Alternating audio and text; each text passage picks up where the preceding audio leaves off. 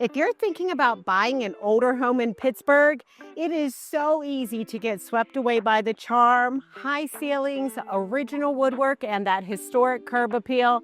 But homes built in the late 1800s, like the ones we're touring today here on East Beau Street, they come with some very specific things you want to pay attention to. As a buyer's agent, I'm here to help you spot the beauty and the red flags so you know exactly what you're getting into. Let's talk through the main areas I want you to always think about whenever you're looking at a property this age. The roof. This home has the original slate roof, and that's a big deal.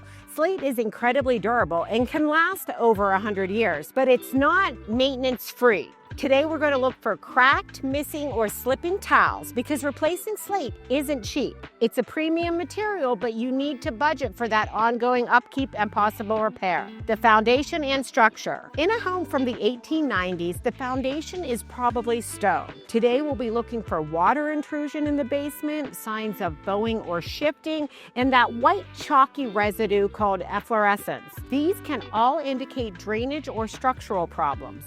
Settlement cracks are common in a home this old, but it's important to know whether they're cosmetic or serious. Plumbing and electric.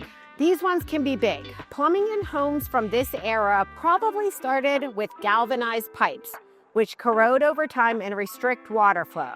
If it hasn't been updated to copper or PEX, that's a future expense. On the electrical side, knob and tube was very common in older homes of this age. It's outdated and usually considered unsafe, especially for today's appliances and technology. So we're going to thoroughly look at the electric here and see if it has been rewired, because that can be a significant cost.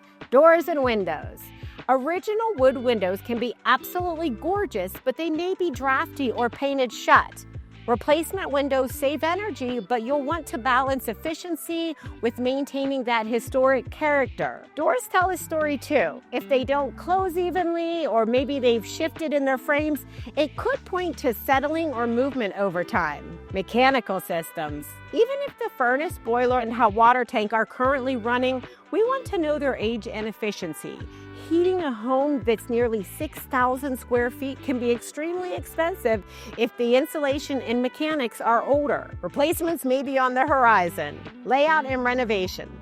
Homes from the 1890s weren't built for modern lifestyles. Expect quirky room sizes, unusual flow, and sometimes a smaller kitchen, although this one has a nice size. Over the years, many homes like these would have been renovated maybe a couple times. Usually beautifully, sometimes not. So we're going to look and see for the updates that were done. Were they done professionally, and do they complement the structure and this historic home? Exterior and drainage. Don't forget the outside. Grading, gutters, and downspouts all play into whether water is directed away from the home. Water is the #1 enemy of older homes, so proper drainage is non-negotiable. If we haven't met, I'm Krista Lorenzo with Coldwell Banker Realty, and this is Living in Pittsburgh, PA. I help buyers and sellers navigate the Pittsburgh real estate market, from historic homes like this to brand new construction. If you want tips, neighborhood spotlights, real estate updates, and fun things to do, be sure to follow along and tap that bell so you never miss a video. When you're touring a home from the 1890s like this home, the charm is undeniable, but it's the behind-the-scenes details that matter the most. That's why having a buyer's agent in your corner is so important, to help you look beyond the gorgeous woodwork and stained glass to make sure the structure, systems, and updates support your investment. If you're thinking about buying a home here in Pittsburgh, please feel free to reach out.